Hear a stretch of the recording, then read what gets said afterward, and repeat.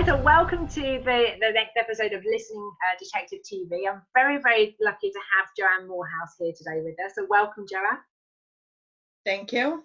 Thanks for having me. You're welcome. So Joanne's a photographer, and we were chatting just a couple of weeks ago, and she's got her 10 things that entrepreneurs should think about before their branding session starts. So I wanted to get Joanne onto the show to talk to her, because what I love about Joanne is she's got 10 questions she asks people to think about. And as you know, as a listening detective, I'm all about listening, questioning techniques and feedback. But so often, either we don't ask the question, or even if we are asked the question, we don't take the time to think about it.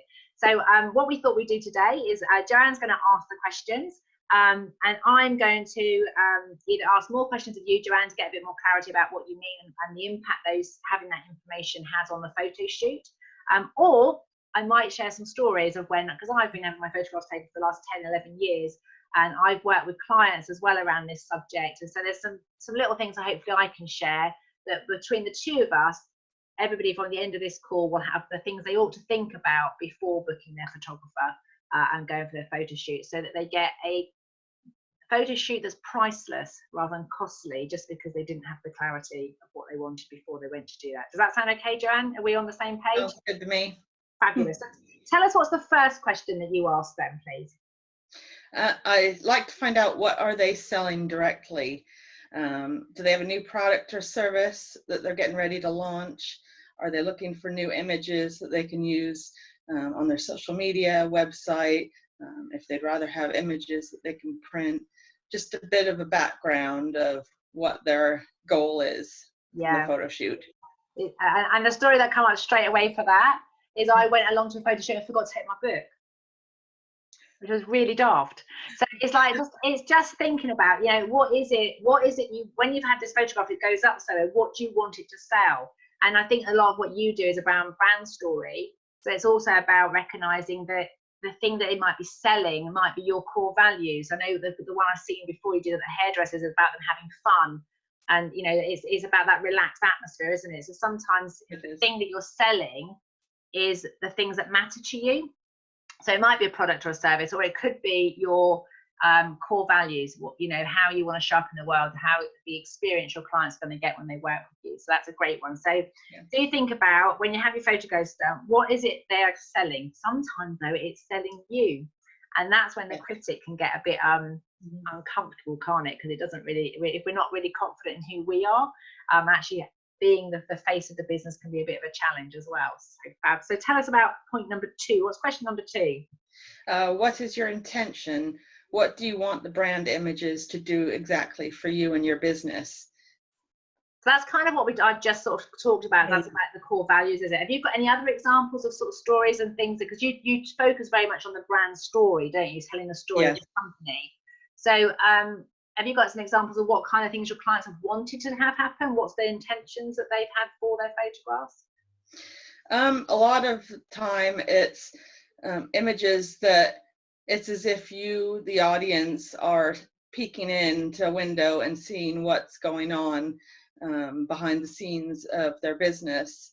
So it could be images that show them, if they're a service business, doing what they do, working with clients. It can also be images if you are product-based. We can do more images that are specific of your products. And then some people, they want just headshots only, so it's just showing them in different ways. You reminded me actually of a shoot we had probably about 10 years ago, where we were shooting, we had clients that came in to do a mock of the clarity retreats. And it's so important to work with a photographer, because it wasn't until we did the photo shoot and we did the video shoot here, we realized to get the closeness, like we have to sit really close on the camera. It's not real. Like your legs are over the top of each other, but on the camera you still look like you're miles apart chatting, especially like the coaching business. So I might be sat coaching somebody, it's a little way, but on the camera it looked miles away. So we had to be really, really close to give the impression of what it was like in real life. So that was really an interesting experience. And that's why I think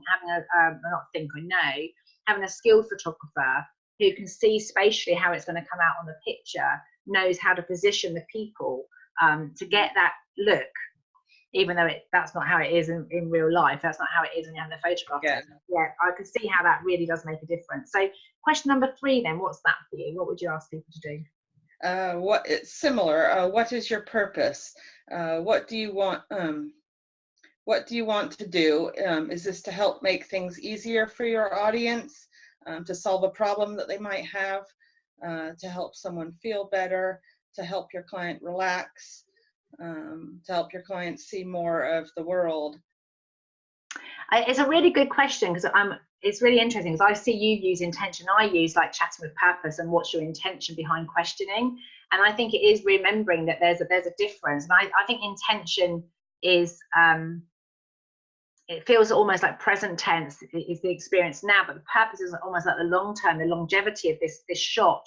What's its purpose going to be over time? So I think it's a really good question to ask people.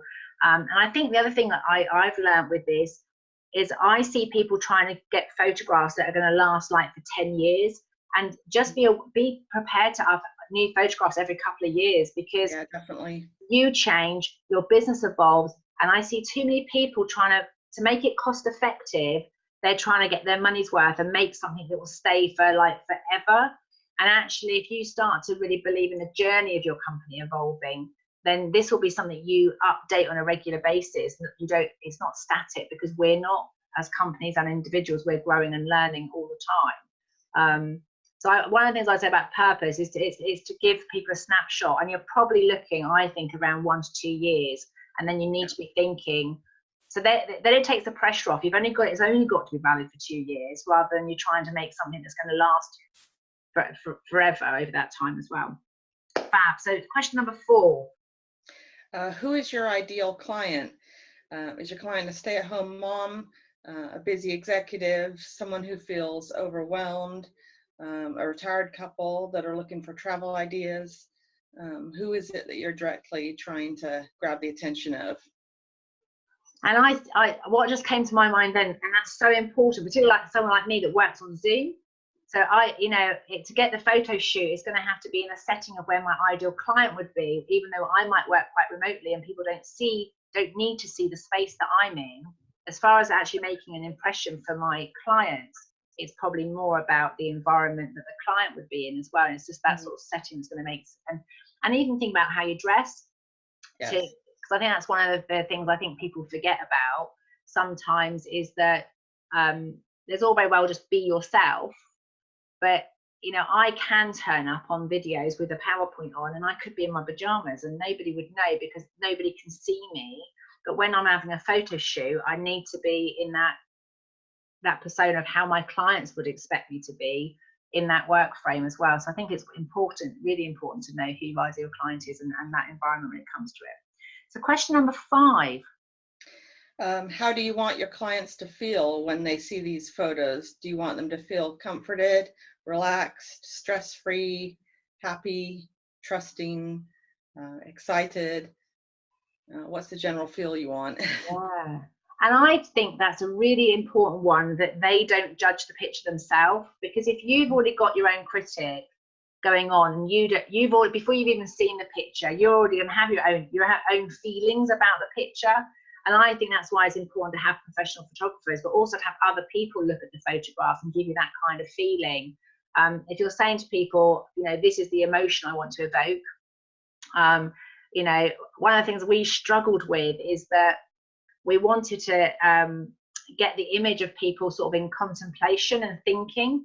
But whenever we caught that on the camera, people just looked constipated. They didn't look very happy. So it was that balance between they're like contemplating and really they're just thinking and reflecting, and it's enjoyable. But actually, if we caught them live, they didn't look very comfortable, but that didn't look very appealing to our customer. So we had to really play with facial expressions in terms of reflecting, but look like they were enjoying it. So enjoying the process rather than. So we did some ad hoc ones where people were genuinely here working, and the photographs didn't come out very well. In the end, we had to pose for them because it didn't give the impression that this was an enjoyable process. Like when they're really thinking like that.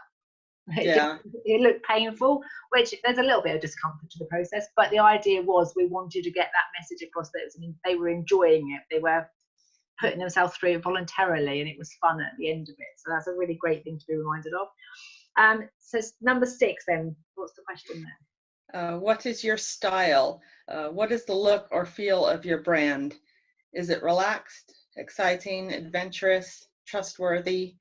Regardless of, you want your audience to feel that you are trustworthy, a company that they know but stands behind what they do, because you are your business. So, yeah. Well, I guess the thing with pictures, the whole purpose of having pictures done generally is to build trust. But I think there's more to this about your style, isn't it? So if you tend to be somebody that wears jeans and a casual jacket, then you have to show up as the authentic you. That's how you are going to be. There's no point dressing in a way that you're not going to be when you work with them, or it becomes a bit of a shock, and that does not trust. So I remember seeing something in the Women's Business Club actually last year, and I've forgotten his name now. Martin, the guy that came with the book anyway, the auctioneer guy. But he said about he chooses what his brand's going to be. So like he might be wearing corduroy jackets for a year, 2 years, and he has that for 2 years. So it's about finding what your style is. And if you can tune into that, then when you invest in the photography, it becomes something that has got longevity. It can last that time because that's the look you're going for in terms of your actual brand and your style as well. So it's worth thinking about that. I think some people, I know I've made mistakes before where I've had photography done and worn my favorite outfit, but the colors they don't go anywhere near my branding. So they never fitted on any of my leaflets. They never fitted really quite on the website. So I had profile pictures that were okay, but I couldn't use them anywhere else because the colors didn't quite work because of what I'd chosen to wear. So I think style is really important into it. That's my experience. If you want to, have a talk to people who don't know stylists or people that can tell you about which colors go with what. So there's some colors you might wear that will just blend really well and complement your brand colors, or you might wear on brand colors, depending what you decide to do. Fabulous. So question number 7. How do you stand out from your competitors? Are you approachable, or are you hard to get hold of? Are you innovative, retro? What differentiates you from the rest of your competition? So tell me a bit more about that question, because are you approachable? But a bit hard to get hold of. What's the relevance of that in terms of photography? Just in general, how you are is how you want to show off in your photos. So if you're a really approachable person, you want more bubbly photos. If you're hard to get hold of, you don't want to. So I get it. That, yeah. You're thinking more of an introvert person, maybe doesn't want to be sort of out the front. So when you think hard to get hold of, that might be somebody who prefers to do communication through email, doesn't tend to be on the stage doing performances.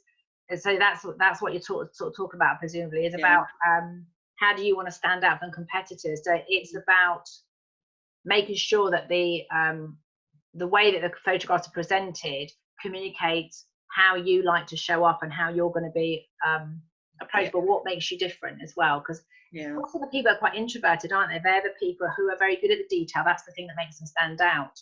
I know one of the things you can do, isn't it, is by having props or things in the background or other things that might be graphs or tables that kind of show the detail of what that person, if it's reports or graphs or things, if they're really good at the detail side of stuff, I guess if they can show that, because what you don't want to do is put something out there that attracts a whole load of people and they're now expecting you to be this big personality that stands on a stage. Actually, no, I'd rather just send you an email with this information because that's where I can do my best work. So that's fabulous. It's a really good question, that one, because I hadn't thought about that before. And it will definitely be something I can work with my clients on, thinking about how they want to represent themselves, particularly introverts that don't necessarily want to be at the end of a phone call every 5 minutes, because that isn't how they're at their best. They'll find their own unique way of connecting with their audience as well. Fab, love that one. So number 8. Where do you plan to use the images? Are they going to mostly be on social media? Are they going to go on your website? Are you printing them for publicity on your products directly? And if you're an author, they could go in your bio, just where you plan to use it, because it affects whether I want to give you images that are full size, social media size. If you're going to be putting text on the photos, I need to leave a lot of empty space on the photos so that you can do that. Yeah, that was my big learning curve when it came to images for website banners and like Facebook group banners. I just assumed, because I know nothing about photography, that I could just I'll be imposing the photograph there, but I did cost my team and my photographer huge amounts of effort and hassle trying to paste in the color or cut me out to fit it. Whereas if I just said I need a whole load of white space this side, then it would have been achieved in the photograph in the first place, which would have made life a lot easier for everybody. I mean, we got round it, but again, it wasn't the most cost-effective way to do it if I'd thought about that beforehand. And I think it was more to do with, it wasn't so much that that the photographer didn't ask me, I hadn't thought about that I wanted to use it that way. So that the brief that I gave was very confident. It sounded like I knew what I wanted, and I didn't even think about, do I want some that's going to be okay for the photograph banners? Because I'd already assumed I could use the ones I had. I didn't say that I needed it, because I thought they could just copy and paste it. So that's really good to know, especially with social media, with the banners really, is that, and website banners, you just forget that you need a lot more space on one side if you're going to add, like you say, words and context to it as well. Yeah. Fabulous. And number 9 then. What location represents you or your business? Where would you like your brand photos to take place? It can be at your office, at a cafe, around the city center, a park, modern building, graffiti covered location. What is your personality, and how do you want that to come out, and where you have the photos taken? Yeah, fabulous.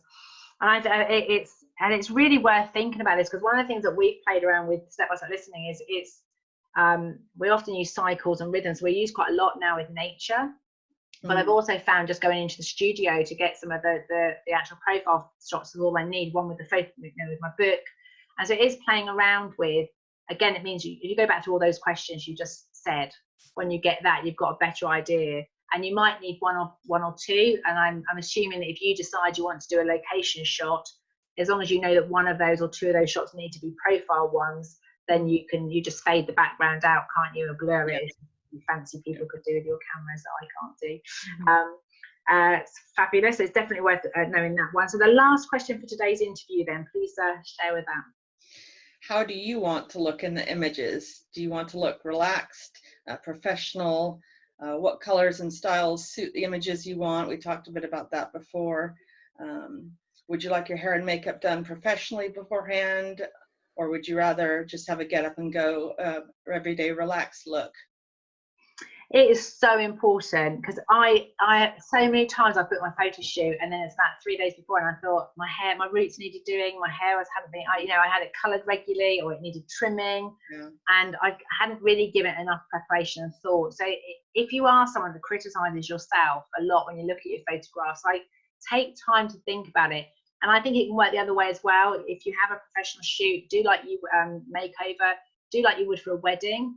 Have a professional makeover done by all means, but make sure you like it. Because I've seen somebody, a friend of mine, got done as a makeover for a news shot. So it was all nice, but the photo didn't look anything like her, because she never wears makeup.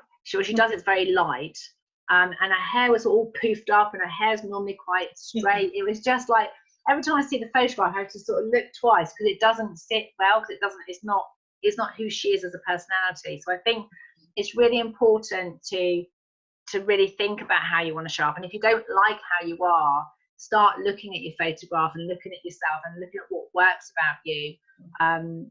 Because if you want that natural look, you probably still need to put a little bit of makeup on, just from a glossy look.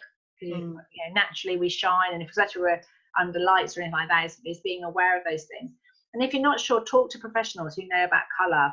Because I remember having one done years ago, and she just gave me some ideas of what kind of moods or emotions certain colours bring out in the photograph. So if you blend that with what makes you feel good and your brand, then you're more likely to have a photograph where you really like yourself in it. And I will say to you, at some point, sometimes you'd have to just go, maybe you're never going to like yourself. If you're choosing not to like yourself in a photograph, then you might just have to get other people to say, does this reflect who you know I am? Because they see you like that all the time. One of the biggest challenges with photographs is we don't actually look at ourselves for very long each day unless you stare in the mirror like that and analyze yourself. So generally speaking, when we're feedbacking to ourselves, giving ourselves, critiquing our photographs, it's not really from a holistic view of ourselves, because we very rarely actually spend time looking at ourselves. So our brain isn't really familiar with how we look. So sometimes I'd say to people, just get feedback from other people, not yourself alone, if you're really bad at critiquing yourself. But I will leave you with this thought: if you do critique yourself on your photographs, if you can learn to love those qualities, remember, it isn't about the shape of you. It's not about, whether your eyes this and your nose that. It's about the essence of who you are. And if you're having photographs done for business, you've got a purpose and you've got a message to get out there.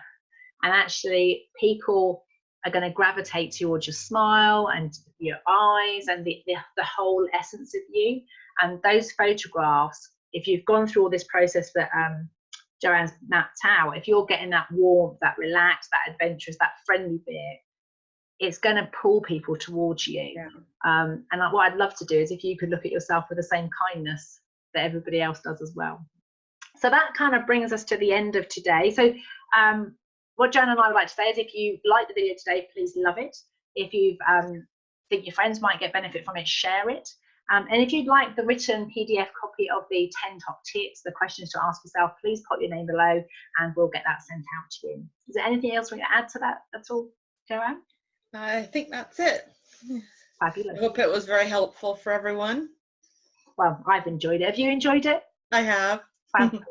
What I haven't said is Joanne is based in the Cheltenham area. So if you're looking for photography in the Cheltenham area in the UK, if you want to pay her travelling fees, I'm sure she'd travel to work anywhere, but anywhere, maybe not globally, but maybe somewhere in the UK. So if you're in the Cheltenham area and you're looking for a really good photographer who will help you tell your brand story, then Joanne Morehouse is your girl. So thanks very much. Thank you.